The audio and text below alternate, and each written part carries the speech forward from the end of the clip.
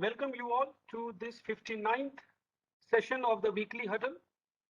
I see most familiar faces here, so I don't necessarily need to go through the traditional introduction.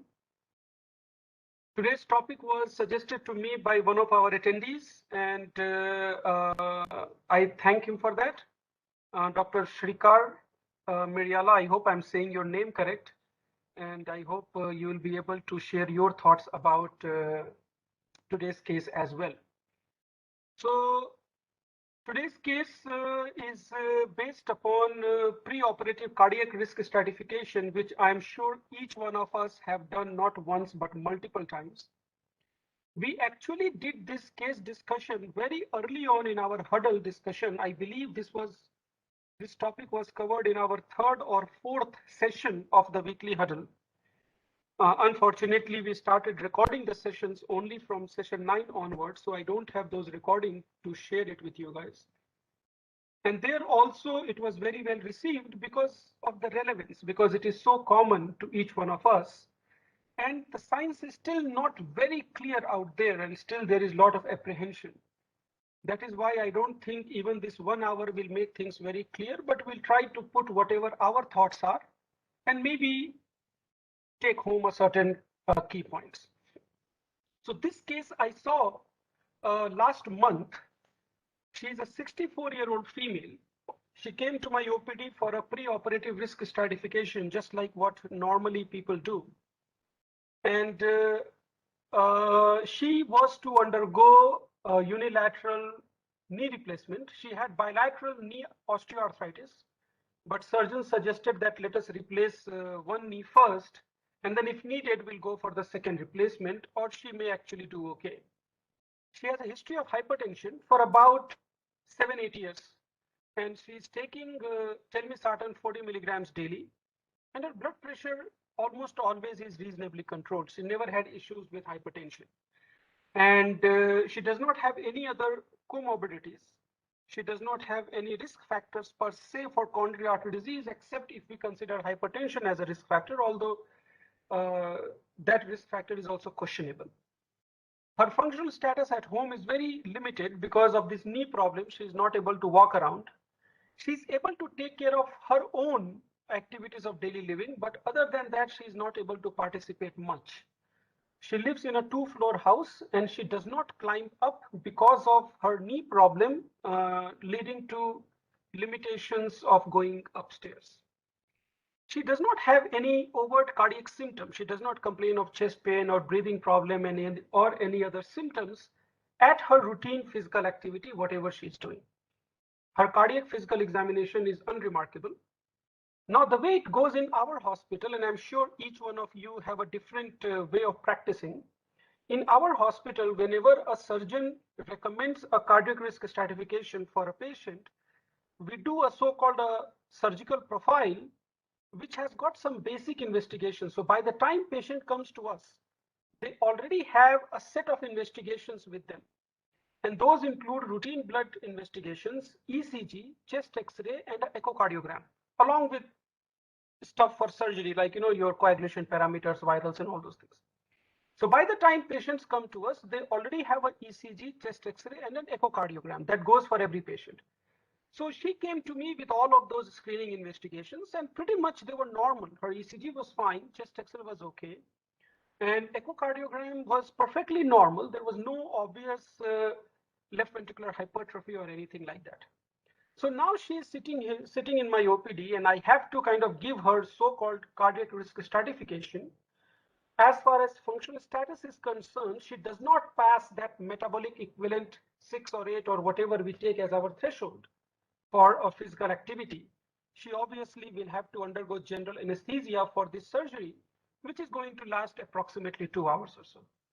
So the discussion points here, and I'll start with Praneeth, and then we will slowly go down the list. So Praneeth, the discussion points, and I have shared this in the chat box as well. Question number 1, is this patient cleared for surgery? With the given information, are you okay saying this patient is okay for surgery, and at what risk category would you put her on? Second, do we really need cardiac risk stratification for all non-cardiac surgery? Like how should a surgeon decide which patient should go for a risk stratification versus which patient should not. Are these screening tests, which most of the patients, not most, all the patients who come to us, are these screening tests needed in every case, which is ECG, echocardiogram, or maybe stress test in certain situation? Although in our patient or in our subset, stress test is not a part of surgical evaluation. That happens only when a cardiologist orders one. But are these screening tests needed in all these tests? And then when to stop or postpone a non-cardiac surgery? What is the situation where we have to put a hard stop? If we do identify a patient with high risk, how can we risk mitigate those patients when they go for surgery? And is there any role of risk stratification beyond heart? Like why do we always talk about cardiac risk stratification? Why not pulmonary risk stratification or neurology risk stratification? Or for that matter, why not a general medicine risk stratification? And a general medicine can trigger whether individual specialties need to see those patients or not. So lot of discussion points. Let us see if we can briefly cover a few of them. And hopefully once this is done, we will step out of today's conference a little bit more knowledgeable than what we started with. So Praneeth, all yours. Yeah, good evening, everyone. Definitely a common scenario, but the questions put on are very pertinent. No? So, how I look at is the first thing is about the indication for surgery and how much is it important. Like for something which is important for cholecystitis, cholecystectomy, or limiting issues. So, I would like to see about the need for surgery whenever I see a patient coming to hospital and seeking an opinion for treatment. I believe he is quite troublesome because of the issue, and that is where he came to hospital to seek help. So I am a bit liberal in giving clearance for the surgery. So unless there is a compelling reason, I would try not to postpone a surgery, and I would be very doubly sure before I give a reason not to do the surgery.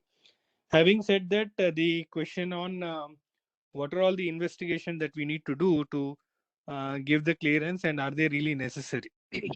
So the so now with probably the legalities associated, where people want to be safe enough, I think the necessary to be objective in the form of investigations when we say that patient is fit. So having one evidence on clinical and an objective investigations to justify your statement is where probably these investigations came into role, and the more the merrier. That is where probably each and every hospital has its own protocol, but the basic investigations which are easily done without producing any difficulty to the patient of chest x-ray, ECG, and echo, I think are reasonably okay without troubling the patient much. So I am okay getting these investigations done, and based on that we'll try to do a judgment and give the clearance for the surgery.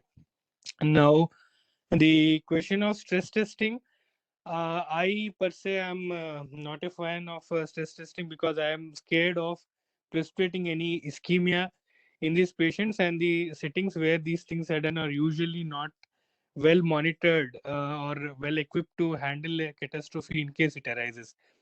So, be it a stress ECG testing or a stress echo, I am a bit hesitant on doing stress testing, and if there is a probability of coronary artery disease, if I believe, I would try to do imaging in the form of a CT coronary angiogram or a conventional angiogram, trying to answer the question. But stress testing per se, I am not in favor of doing these things for my personal reasons of precipitating an event.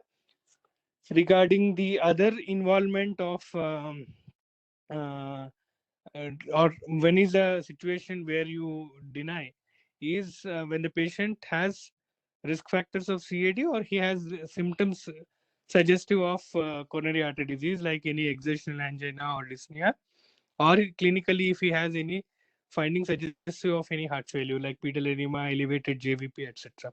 So the and regarding investigation, something like grossly severe LV dysfunction with features of congestion, severe aortic stenosis, severe mitral stenosis, severe pulmonary hypertension.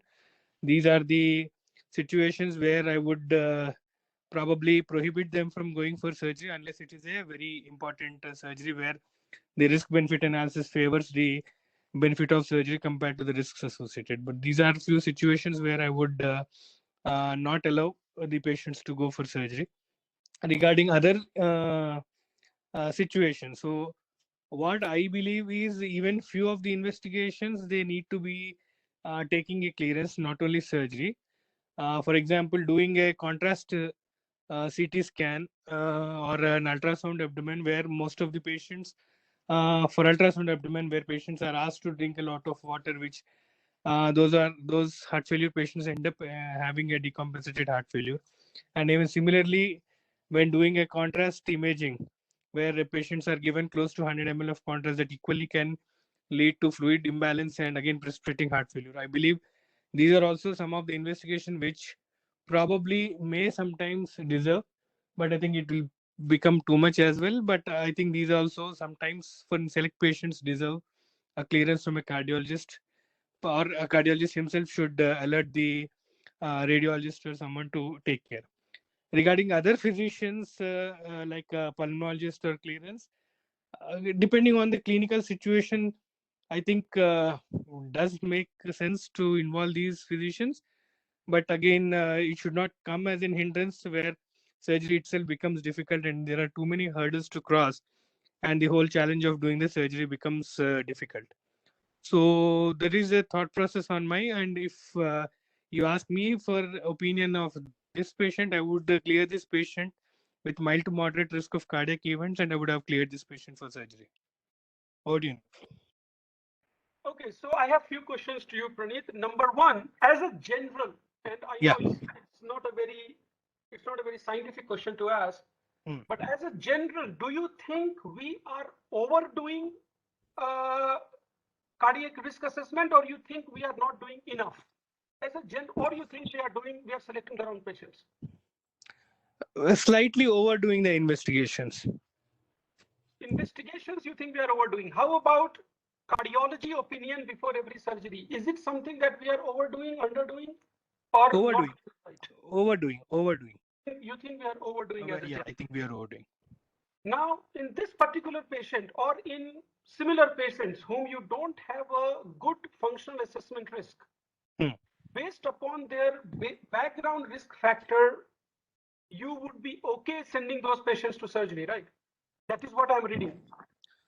So the other ways of assessing their physical activity, though they are limited because of knee pains, they are not much ambulatory.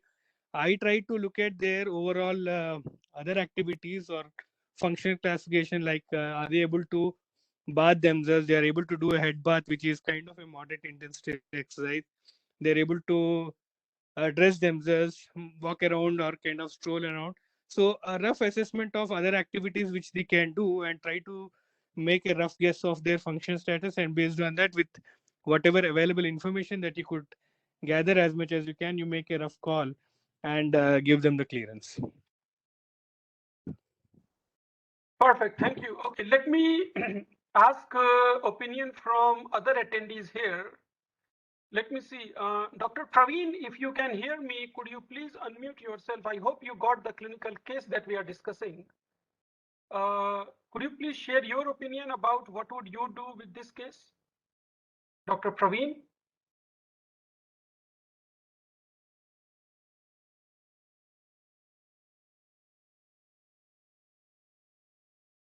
Hello, sir. Yeah, Praveen. Sir, regarding this case, regarding the what you call the giving the patient fitness for surgery, I would give a mild to moderate cardiac risk, considering her age and the based upon the anesthesia, the what you call the risk of atrial fibrillation can be considered, sir. So mild to moderate cardiac risk will be given. And regarding the type of investigation be done for a particular patient for the cardiac clearance, again it depends upon the comorbidities of the patient. If the patient is having, say, for example, severe COPD, or the patient is having interstitial lung disease, taking the pulmonologist opinion, the clearance would be better apart from the cardiologist clearance. So the extension of the only cardiac risk stratification rather than that of just seeing from the heart perspective, taking others' opinion would be helpful only in the individual case basis rather than that of the generalized ones.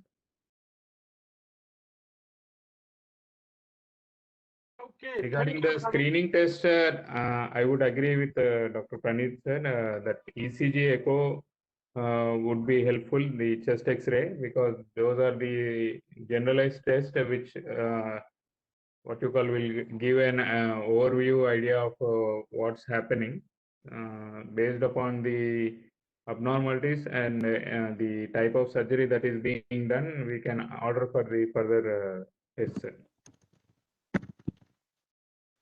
Okay, thank you, Praveen, for that answer. In fact, that does bring up a couple of more questions, which I will ask other attendees.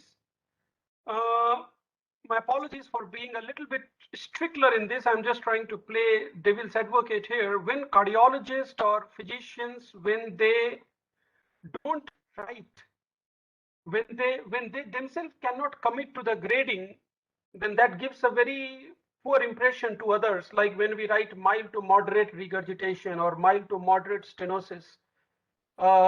Unfortunately, our surgeons or our colleagues, they expect us to be a little bit more discreet in what we are saying. So I fundamentally do not subscribe to the whole notion of mild to moderate or moderate to severe. You have to categorize yourself. I know nature doesn't work in categories, but unfortunately, we cannot have a continuum. At some point, we have to divide things in categories so that we all understand the same language that we are talking. There has to be a certain level of standardization.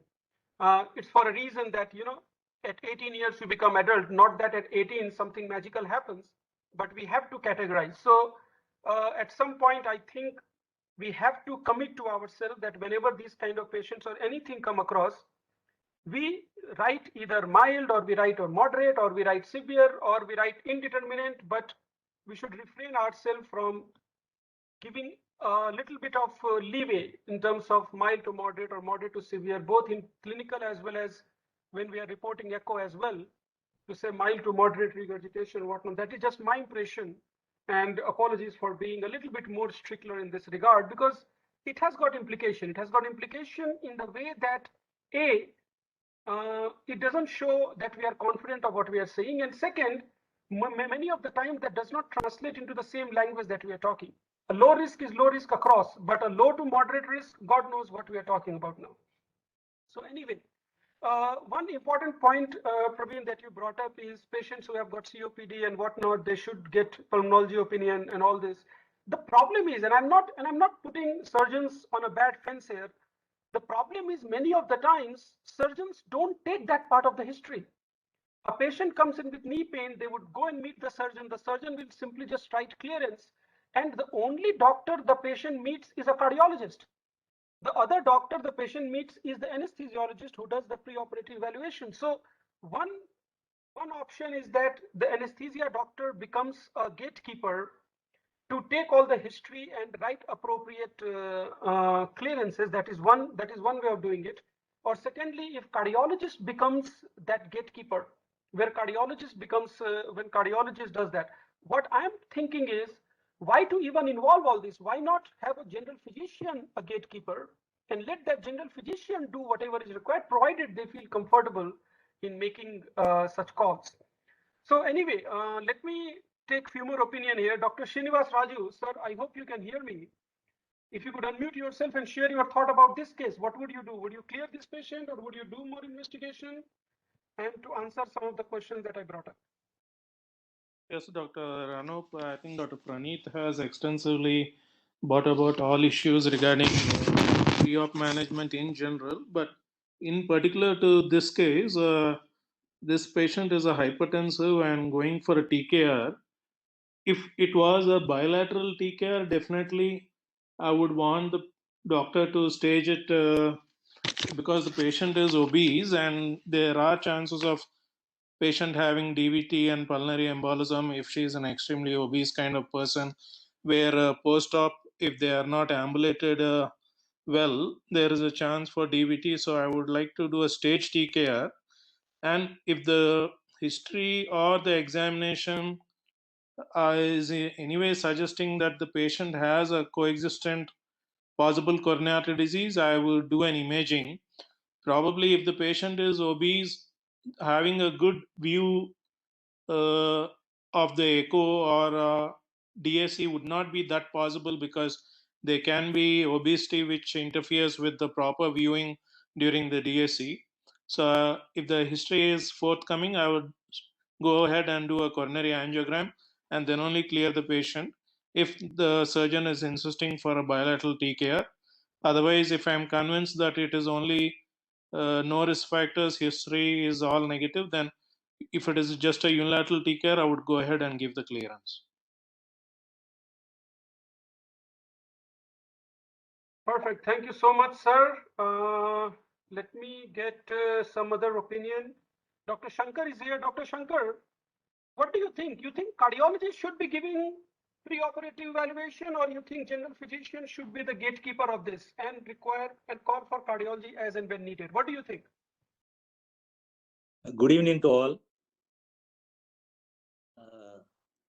Especially at the periphery, we come across many cases referred from gynecologists, surgeons for the preoperative evaluation. So we do ECG, chest, digital chest X-ray, digital X-ray, chest, and 2D echo, sometimes stress testing. And to that only I am limited. So if anything comes positive even in the stress test, then I will refer it to a cardiologist, because that is not in my domain to investigate further to assess the risk of the cardiac risk stratification. So here in this index case, it is a knee replacement surgery. It is an elective procedure, and depending on the risk of surgery, it comes under intermediate risk only. The high risk surgery or vascular surgery, as we know. The intermediate surgery is intraperitoneal, intrathoracic, even carotid endarterectomy.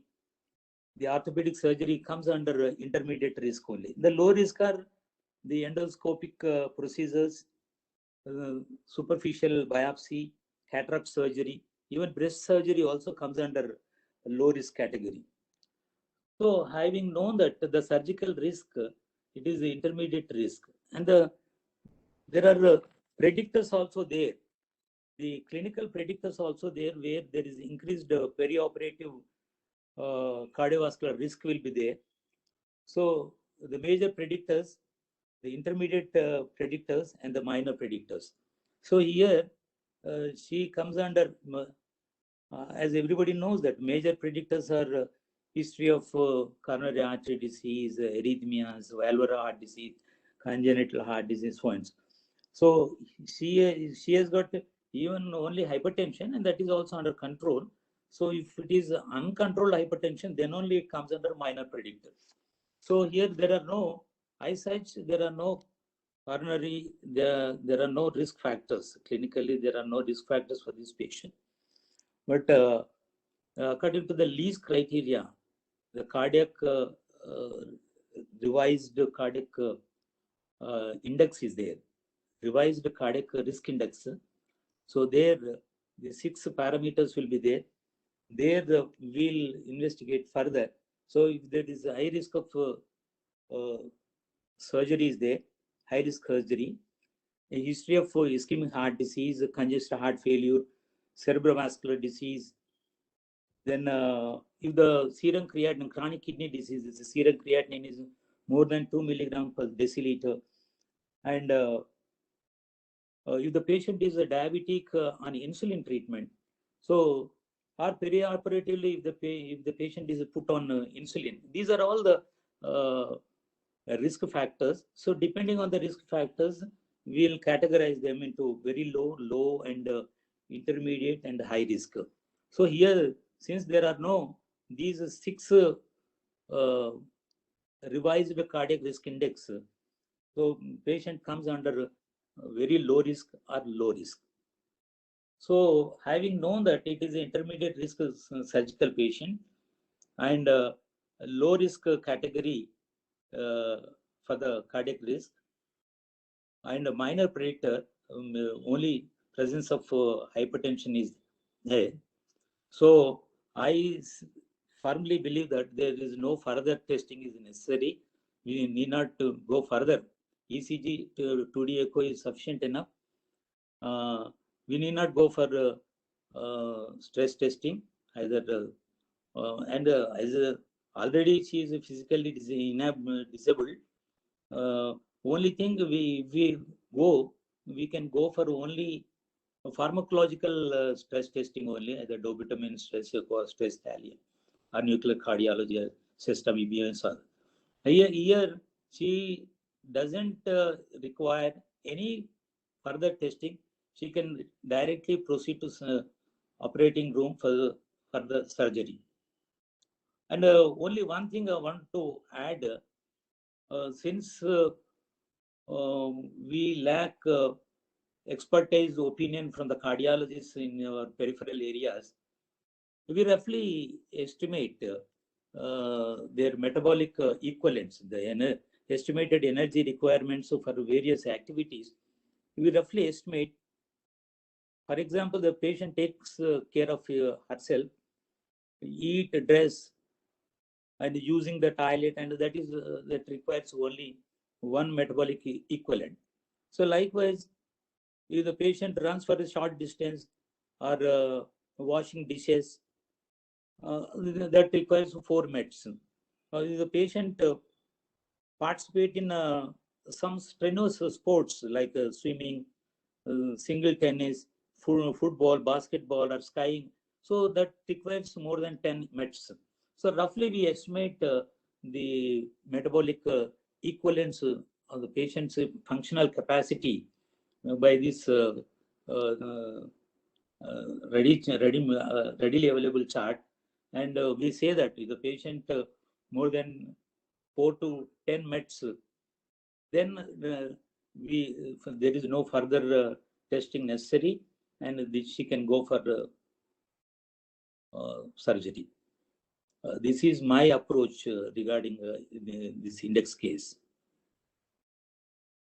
Sir, my one question to you before I let you go is what I asked before, that what you mentioned is in the periphery where cardiologists are not readily available and their general physicians often end up doing the so-called cardiac risk stratification.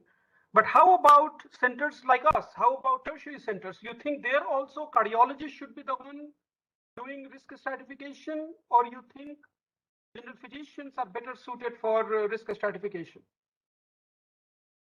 If the cardiac revised, this revised cardiac risk index the patient carries, definitely it should be the risk stratified by the cardiologist only. Even for the legal purposes also, the cardiologist's opinion is a must, because we are in the periphery, we can get escaped, but in the tertiary institute, the cardiologist has to take part in risk stratification of the patient. Thank you so much, sir. We have Dr. Shrikar with us. Dr. Shrikar, I hope I'm saying your name correct. Could you please unmute yourself? Thank you so much for suggesting this topic, and if you could share your thoughts about the case that we are discussing today. Good evening, sir. It's actually Srikar. Okay, Shrikar, thank you. Coming to the case per se, I would say we can go ahead with mild risk, sir, because she can do her daily activities, so it corresponds to 4 meds, or around 3 to 4 meds. But saying that I have been the guidelines have been issued many times where, as per hospital protocol, few consultants do angio before any bilateral knee replacement or unilateral knee replacement based on the hospital protocols, where person who doesn't have symptoms per se or any risk factors, uh, where they can do the 4 minutes or even 6 minutes sometimes. Angio might be relieving an LAD stenosis of around 70% or 80%. So I have the reason for which I asked this question is like, going through guidelines per se, we might be correct, but sometimes we are even being disproved that we might be wrong in certain aspects. And that is what I wanted to say. Perfect. Thank you so much, Sekar, for this. And two things that you mentioned. Number one, routine daily activity categorizing as metabolic 4. I don't think that is what is the notion. I personally use metabolic 4 equivalent or more if they can climb 2 floors of stairs, or if they can do more than their routine daily activity, which means going out shopping, those kind of things. There need to be a little bit of physical exertion for me to call it a metabolic 4 equivalent. A person who only takes care of herself or himself as what we call as ADL. I don't know if this is a term we use it here. In US, we used to use this term as ADL and IDL. So if somebody uses ADL, then or activities of daily living, then we would consider it as less than 4 metabolic equivalent, versus somebody is doing IDL, which is more than their daily activity, like driving, shopping, doing those kind of things. There we would consider it more than 4. And definitely for high risk surgery, we would like a metabolic equivalent to be 6 or more for us to kind of be in a confident territory. So that is one. And second is, you mentioned hospital protocols doing angiogram before bilateral TK. That's a new thing for me. And I would be interested in knowing if somebody has any insight about it. Where is there any role of doing a routine coronary evaluation, anatomic evaluation in terms of either an angiogram or a CT before a bilateral TK? Is there something particular about that particular aspect? So anyway, I'll continue my discussion. Dr. Gauri is here with us. I hope, Dr. Gauri, you are able to hear me. If you could please unmute yourself, share your thought about this particular case, and how, as a general, we should be doing risk stratification in these patients. Thank you so much. Good evening, everyone. Thank you, Dr. Anup, for giving me a chance to talk. I agree with most of the discussions that have happened till now. I mean, especially with a case like this, where, if we look at from a perspective that this patient's quality of life is going to drastically improve after the TKR surgery, right? That's the whole purpose why she's undergoing this surgery in the first place. And looking at from a perspective that her hypertension is well under control, and then the screening evaluation seems to be in favor, where there is nothing that is out of, which is nothing is, something which is to be worried about. As a GP, I have seen patients like this who have come to me for, or these are patients who already are under my treatment, and who have been advised for going for a knee replacement, considering that these are the patients who are my long-term patients, right? This is kind of a patient who would be my patient visiting me every 3 odd months, getting their blood pressure reviewed, getting their tests done, just following up. And then on an occasion where they come, knees have not been doing well, and it is just becoming very difficult, physiotherapy is not working, and then we look at trying to figure out how the muscle strength is, and at one point in time we decide, well, their surgery is the way to go. So this is a patient we have seen for a long time in most GP consults, and so we know that this patient is ideally doing well, considering, and then pre-op evaluation also shows that they are considerably doing well. So most of the time in such a situation, at least I have not taken a cardio opinion unless I would have found that there was a specific reason that an echo showed something or the ECG showed a change. I mean, that's what exactly I heard, and that's how I do the GP practice here as well. And it has usually worked well because these are usually long-term patients in a GP clinic. And a lot of times these patients would be as a GP, I would have advised them to go ahead and get a knee replacement done. Thank you so much, Dr. Gaur. And in fact, this does highlight the importance of longitudinal follow-up that unfortunately at a tertiary care center or a corporate center, sometimes it doesn't happen because the patient attrition rates are reasonably high. We are not typically the next door doctors where you can just stroll upon and just say hi, and the stakes is much higher when they come and see us as compared to their next door doctor. So most of the time we don't have that liberty of knowing these patients well. It's like a snapshot medicine. You have a patient, you have got 10-15 minutes to make a decision, and many of the times you don't even get to ask that, tell me about yourself, let me first know who you are before we start talking about what kind of disease you have got. So we have to unfortunately realize these kind of limitations that we are working with. Yes. And truly speaking, on the other hand as well, if somebody is following them up for 8-10 years, then if something is being missed early on, then unless you get a second pair of eyes looking onto the same case, what is missed may carry on missed for the next 5-7 years as well. That's the devil's advocate for it. But as a general, yeah, sorry. I agree with you totally. I agree with you totally. I mean, there are two sides to it, right? Like there is one aspect of a longitudinal look at a patient versus a transactional look at a patient versus, sometimes in a longitudinal look, we tend to kind of miss out on something, or we take a lot of things for. I mean, this has happened, and I mean, as a GP, I have learned also through the practice where you tend to kind of see, okay, maybe it's just like that, or I mean, not pertaining to this case, but it does happen that the patient is so much a part of your life that sometimes you do not take few of their symptoms that they come up with, and maybe you take it with a pinch of salt, and then you realize that maybe there's more to it later on when a second pair of eyes has looked at it. So I totally agree with you that there are two ways in which we have to look. But if it had to be transactional and this patient had come to me just for a pre-op look, then I would definitely want to get everything evaluated, right? If there is obesity, I may even think of getting a cardio opinion just to be on the safer side. But there is like there are two things here. If it was a longitudinal or my patient for a long time, then maybe I would have looked at it differently from a patient who just comes to me for a transactional consultation, right? So I agree with you that there are two different things here. Yeah, right. So, I remember a lot of our seniors, they kept emphasizing that no matter how confident you are of what you have done to the patient, sometimes it's a good idea, doesn't matter you're senior or junior, it's a good idea sometimes just have somebody go and look at that patient one more time, because so many times they pick up things that we have not, even with the best of our intentions. So that I think is a relevant point regardless.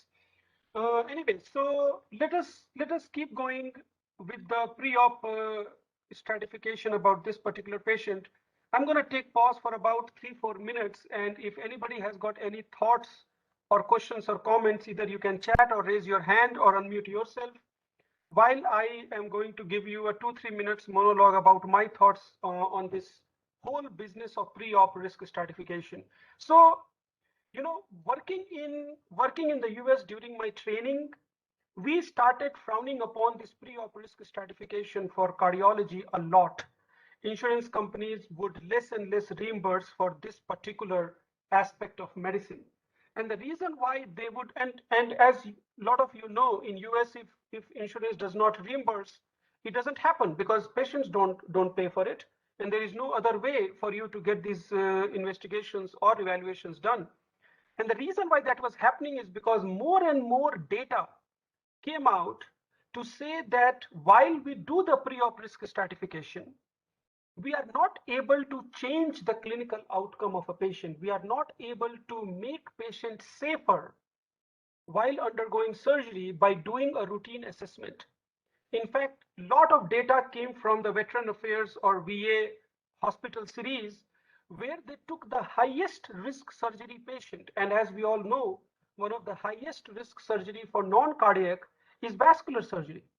So they took patient subset who had vascular issues, who needed vascular surgery, and anybody who knows the VA population typically have very high incidence of coronary risk factors in terms of smoking, lifestyle, obesity, diabetes, and they are at times exposed to chemicals during their service, like Agent Orange or whatnot, where they predispose them to coronary artery disease even higher.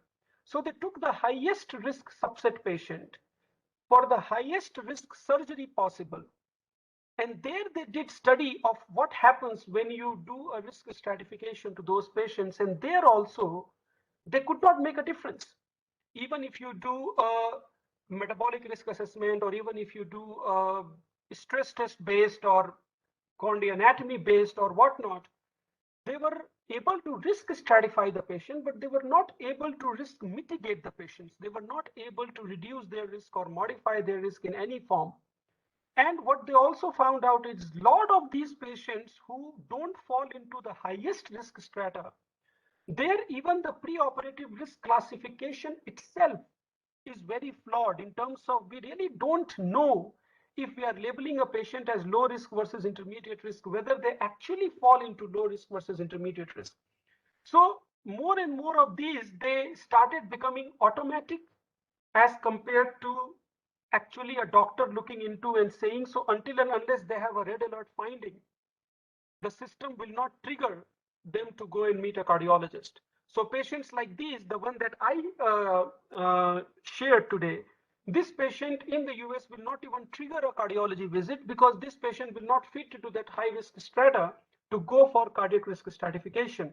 Having said that, as a trainee, I have been called for pre-op evaluation for sinus arrhythmia. I have been called for pre-op evaluation for lymph node biopsy of the inguinal region. I have been called for literally anything. So, you know, what Dr. Shikhar was saying is that guidelines are one place, but what happens practically, that is totally different. After coming here, I have given or have assessed clearances in patients who are 28-year-old going for some random surgery. So one aspect is that should every patient at least get a so-called history taking an examination by a cardiologist? Is that a good practice to do in a setup like us so that, you know, we don't miss anything? Because we know that surgeons have the limitation of not going through and getting all the history, and we can't just put the bank on anesthesiologist for this. So whether that is a justification why we should be doing cardiac risk stratification on every patient. But if we think we are, by doing this, we are actually making a difference in how these patients' outcome come about, I don't know. And this is where the whole notion comes that lesser is better, that rather than maybe overdoing things, it is better if we just select the highest risk patient and do something to that. That may be a reasonable strategy for us to kind of go about or whatnot. So that was my rationale of why I thought this was a good topic to discuss and get thought process. And then of course the whole legality also comes into play, where a patient who after surgery unfortunately does get a cardiac issue, then the question comes is whether a cardiologist saw this patient before or not. So all of these things are there, and we'll continue our discussion for about 10-12 more minutes. If anybody has got any thoughts or suggestions on this, please raise your hand or unmute yourself. I will ask Dr. Rajendra. I don't know, Dr. Rajendra, are you able to hear me? If you are, could you please unmute yourself and share what is your thoughts about this case or preoperative risk stratification as a general? Good evening, sir. Yeah, I joined a bit late, but yeah, given that, given this case scenario, except for the age, that being 75, if I'm right, there are no other risk factors, and just because she's able to do her day-to-day activity, it will vary from person to person. What are his day-to-day activity? So we have a Duke activity status index that might help us. Like for a sports person, just doing daily activity might not be same met as for the one having sedentary life. So taking the meds as a surrogate, taking the daily activity as surrogate for meds is just too simplistic unless we do know the routine and what is the activity like. That is one point. And secondly, the risk stratification per se, like even a single factor like age, if we have and when activity status is not known, especially patients who have like sedentary, those who are going for bilateral knee. Like in her case, we know that she's able to do her day-to-day work. But what if a patient is not able to do because we don't have the tolerance? What is the tolerance of activity? So for that, I feel then the subsequent step of doing a stress testing like stress echo or microperfusion imaging is justified. And here we go. All the points till now that they have been fairly discussed. But yeah, these 2 points are like taking a Duke activity scale index and taking the account of his activity, what his routine was prior to say how he was doing and what was his tolerance. Like, can we assess it? If it's unknown, then it's better to assume that it is below 4 meds and make him go for a stress test. Thank you so much. Dr. Rajendra, one more question before you leave. How do you do your risk stratification with stress test? Like, what is your preferred mode to stress these patients? So it will depend, like if he is mobile enough or patient who has a risk, like if he can go for a stress TMT, I will go. My first choice will be a stress ECG. Then second will be, and third will be a myocardial perfusion imaging. Perfect. Thank you so much, Rajendra. Dr. Prashant, are you able to hear me? If you are, could you please share your thoughts on today's discussion? Hello, sir. I'm traveling in a train, so I'll just restrict by saying that apart from following the RCRI score, this patient is a hypertensive, so there should not be any mismatch in the recorded blood pressure and ECG. I mean, there should not there is any LVH. I'll go for ambulatory blood pressure monitoring. The things I heard, I was just concerned about this 1 point.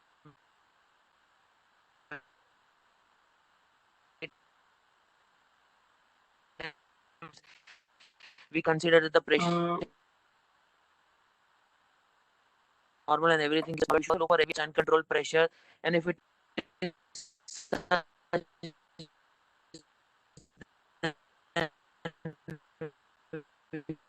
should coach the patient for ambulatory nighttime pressure control.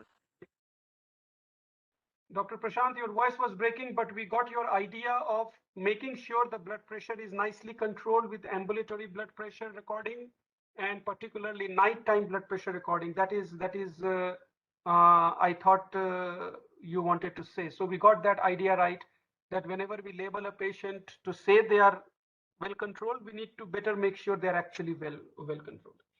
One of the questions that keeps coming to my mind is when you do look for all of this, and if things don't come up in a pleasant way or in a way that is congruent with your thought process, you want to check ambulatory BP because you want to make sure BP is nicely controlled. But what if BP is not nicely controlled? Then would you cancel a procedure? Would you postpone a procedure? Then would you say that, okay, no, wait for some time, weeks or months before you get the procedure done? I don't know. Because even if you do that, whether you are changing the overall outcome or not, that is also not very clear. So anybody has got any other thoughts they can share? And while you gather your thought, may I ask Somaraju sir that, sir, if you could share your thoughts? We have got about 10 minutes or 7 minutes for us to discuss. If any thoughts you can share about today's discussion. Good evening to everybody, and thank you, Anup. Most of the issues were brought out, the issues related to difficulties in evaluating this patient. Whenever See, when a patient is seen in a primary care practice versus when a patient is seen in a tertiary care center, the issues are different. And each patient, the clinical trials and evidence base that exists in the literature is far behind what happens today with increasing age of the population, the increasing say risk factor profiles, and the safety of surgery and anesthesia over a period of time significantly improved. Considering all these things, when a patient has osteoarthritis of the knees, apart from hypertension, consider that as if the patient really needed knee surgery, the osteoarthritis is significant. That itself is a risk factor. Physical activity will be less, and you have to take the patient's weight into consideration, rule out obstructive sleep apnea, etc. And then the choice of the test. If you have a good echocardiography laboratory and a good skilled echocardiographer, you yourself also can read it when it is recorded on a CD or a DVD. A dopamine stress echocardiography will be generally a reasonable test to do. But absence of symptoms is not real in patients who have significant osteoarthritis requiring a knee replacement. So they have to be evaluated more carefully. And so then second issue is whenever you are dealing with orthopedic surgeons, I won't go into all those details because so many things to talk about it. Many issues are raised. Dealing with orthopedic surgeons, be aware of their tendency to use NSAIDs in this age group with hypertension, osteoarthritis, and post-operative state. The other thing that I suggest to always suggested when you are in care, and even later we try to follow, that is, when you are asked preoperative evaluation, from that day your responsibility is total. Start seeing the patient daily until the surgery, immediately post-op, and until discharge. And all the issues involved, whether it is risk of a coronary event, risk of pulmonary embolism, etc., you are in a better position than anyone else to recognize them and treat them and deal with them, and including control of hypertension. And mind you, over control of hypertension, over treatment of hypertension, last time we discussed that elderly patients have a tendency for diastolic hypotension, and also perioperative hypotension is a risk factor for say perioperative myocardial infarction. Actually, over a period of time, the trend towards say coronary artery lesion and rupture of a plaque causing a myocardial infarction versus the hemodynamic cause for myocardial infarction, the hemodynamic cause is now more common than plaque rupture postoperatively, even if everything is normal. Be aware of this hypotension, obstructive sleep apnea, diastolic hypotension, over treatment of hypertension, and perioperative hypotension, and during anesthesia hypotension as risk factors. And if you have any specific questions, I will answer it. But be aware of orthopedic surgeons. Overall, they don't read about anything other than what they replace. And they use NSAIDs very liberally. That's dangerous. Sir, I have one question for you. You mentioned about osteoarthritis. I remember during my MBBS days, one of the cardiologists mentioned this to me for the first time, that osteoarthritis is a risk factor for coronary artery disease. And he jokingly said that that is because people are sedentary and there is a downstream effect where sedentary patients, they tend to develop lifestyle related diseases, which in effect causes coronary artery disease. So there is no direct correlation. Do you think there is a direct relation between osteoarthritis and coronary artery disease? Can we consider it as a risk factor? There is a concept called causes of causes in primordial prevention, secondary prevention, etc. People who develop these things also have other habits before they develop osteoarthritis. And also, I just want to tell you, insurance should not be used as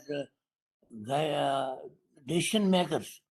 They are the the worst kind of people who destroyed medicine all over the world. Well, sir, that is the part which the world is learning from the US healthcare system, that how insurance system is pretty much dictating how the healthcare should work. And to a certain degree, India, unfortunately, seems to be mimicking part of it as well. One thing I do want to highlight that you mentioned for our attendees, back in the day, we used to do something called a beta blocker protocol. I don't know if all of you have heard of this or not. During my first year of training, I was trained to institute beta blocker protocol. I'm talking about year 2009, where when we risk stratified a patient in low, intermediate, or high risk category, in our attempt to risk mitigate, and I'm talking about two different things. One is risk stratification and the other is risk mitigation. In an effort to risk mitigate, what we used to do was, for all the intermediate risk patient, we used to offer them perioperative beta blocker protocol. So low risk patient would go for surgery, high risk patient would go for cardiac evaluation, intermediate risk patient would be prescribed the so-called beta blocker protocol, where in our electronic medical record, we just put up, there was an order set called beta blocker protocol, where metoprolol would come up in the range of 2.5 to 10 milligrams, and a doctor or a junior resident or somebody was allowed to give that metoprolol at subsequent intervals based upon the person's heart rate and blood pressure at that time, with an attempt to maintain a very narrow margin of what we would call as a reference level for that patient's heart rate and blood pressure. What ended up happening is that very soon data came up to say that preoperative beta blocker protocol was causing more MIs rather than preventing, rather than risk mitigating. It was actually causing more risk. And the reason why is what Dr. Somaraju sir said, is because it was causing a lot of perioperative hypotension. And now patients were getting acute MI triggered by hemodynamic instability or hemodynamic changes during the surgery by iatrogenic use of beta blockers, something that was interfering with human body's sympathetic or autonomic regulation. So while I was using beta blocker protocol in my first year of training, by my third year, it was almost obsolete. And in my last few years when I was there, we never used perioperative beta blocker protocol. Now it's a history. But its history is important for us to know, because it teaches us that perioperatively, many of the times, our attempts to risk mitigate actually causes more harm than benefit. So it brings back to the same question again, that while we do risk stratification, how can we risk mitigate these patients? Is there some way we can actually reduce their risk? A person who is having acute MI, that is easy. You have to fix that. But these kind of patients who have got some risk factors, who are in that so-called intermediate risk, how to risk mitigate, that is something we still have to figure out how to work on it. So that was my monologue to talk about this particular topic. Maybe for one more minute, if somebody has got any thoughts or questions or suggestions, we can discuss further. Dr. Shankar, you have something to add? Yes, sir.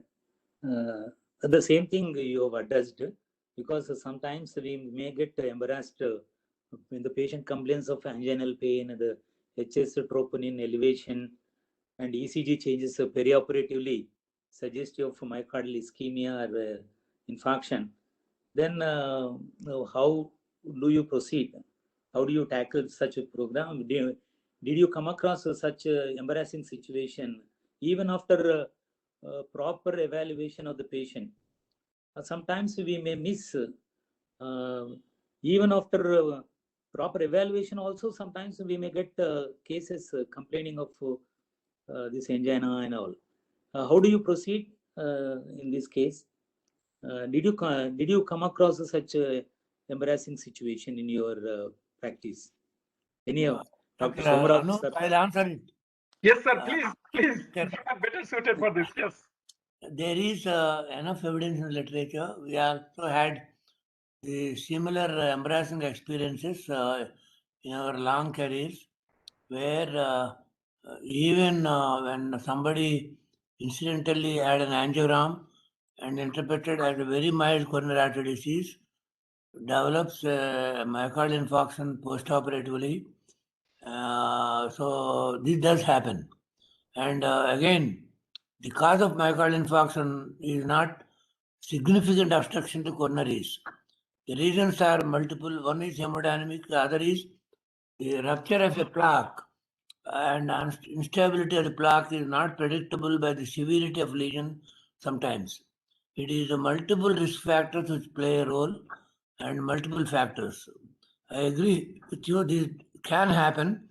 We knew of patients, even situations where an angiogram was done, interpreted as a mild coronary artery disease, postoperatively they had myocardial infarction. Thank you.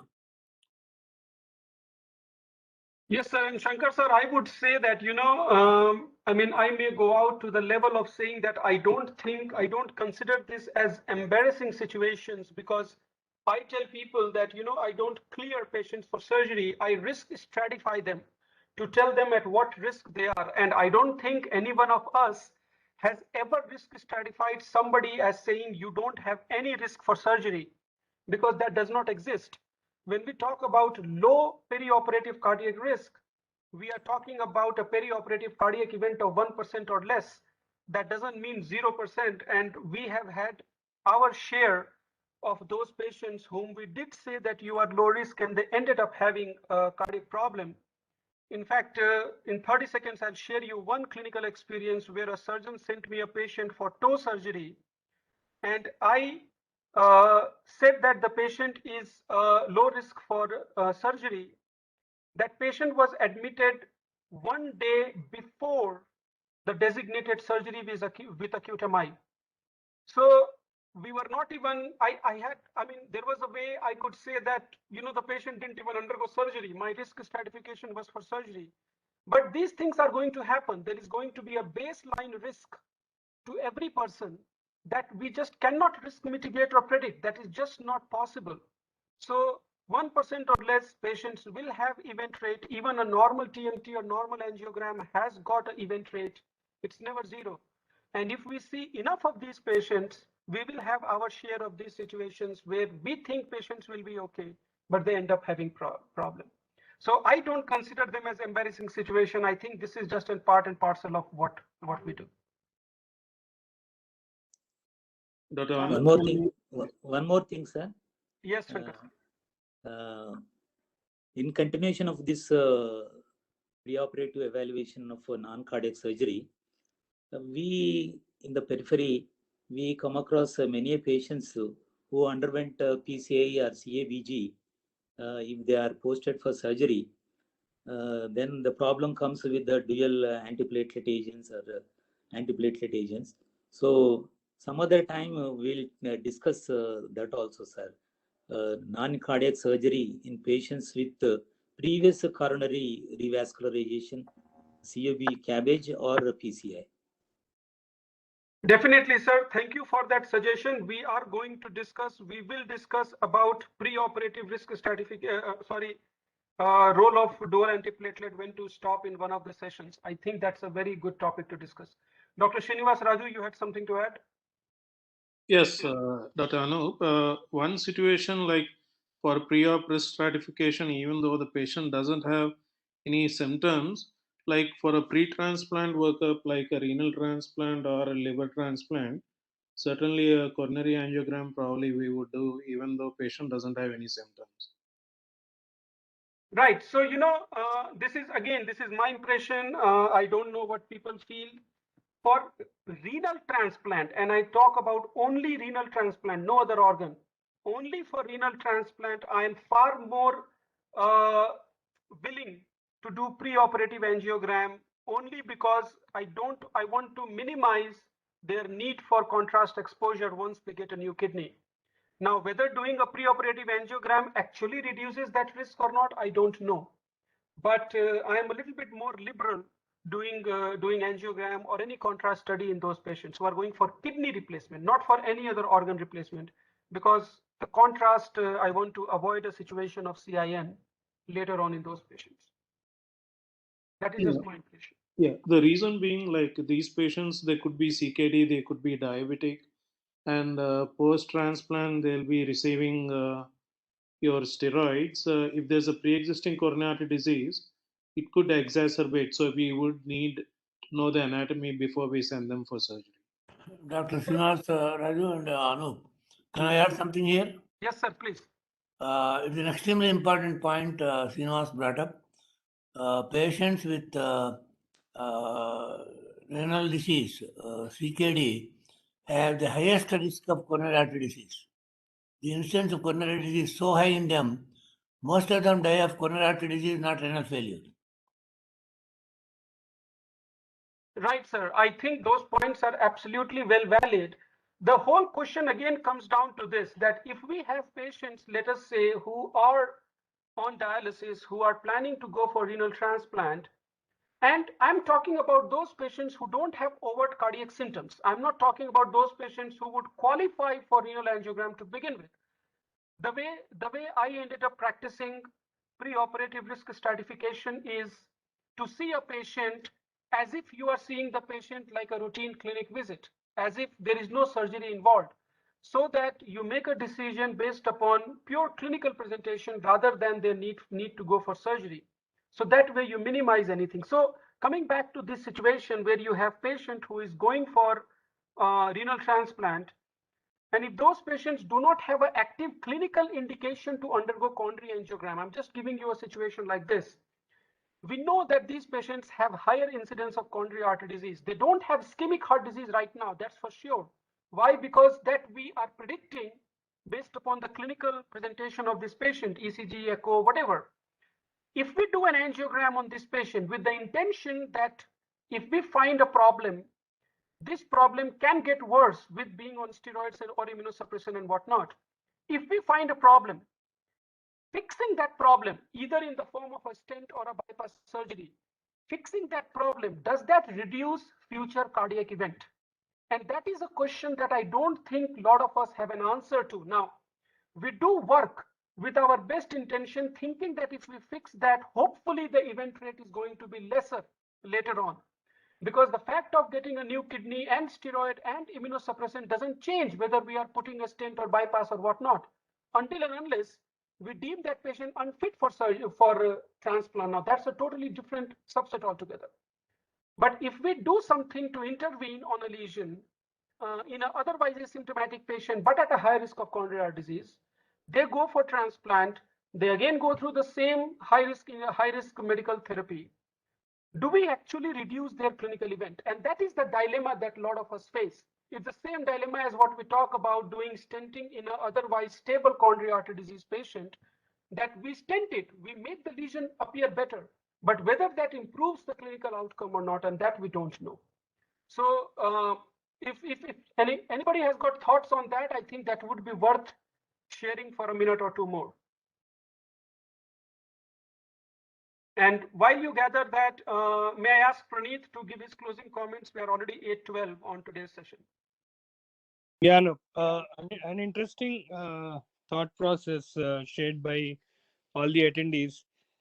So the decision making would be based on the type of the surgery that we are doing, the type of anesthesia used, and the emergency or elective mode of surgery, and making a clinical judgment based on their risk profile, the risk factors for coronary artery disease and their functional status with reasonable knowledge, and trying to do and use those additional investigations when needed, and calling for other consultations definitely when indicated depending on the history. I believe the thought of physician probably evaluating makes a better sense rather than a specialist having a tubular vision evaluating is my thought process, and trying to be more thinking in terms of patient, assessing their need, and telling them again probably both in writing and verbally about risk stratification and not clearance for surgery, and telling them about the event rate, which is quite unpredictable, and we are only trying to make a decision based on the available data, and we can't be sure always. And I think there is many more things to discuss, and each and every subset is a challenge, and each and every patient has to be looked into, and a decision has to be made considering the issues that the patient has. Yes, Anup. Thank you. Thank you, Praneeth. And I request all the attendees that if you do have clinical case scenarios where you didn't know whether to risk stratify, how to risk stratify, I welcome all of those case discussion on our WhatsApp group. So if you could put a synopsis of individual case scenarios, maybe we can share our thoughts in terms of what we would have done in that particular patient. And I think if we have a few of those clinical case scenarios, that will certainly bring up the discussion better. I thank all of you for participating today. And if you do have any follow-up thought, please share your thought on our WhatsApp. For the next 1 week, we are going to talk on the forum on pre-op risk stratification. Thank you so much. Good night all. We'll see you next Wednesday. Thank you.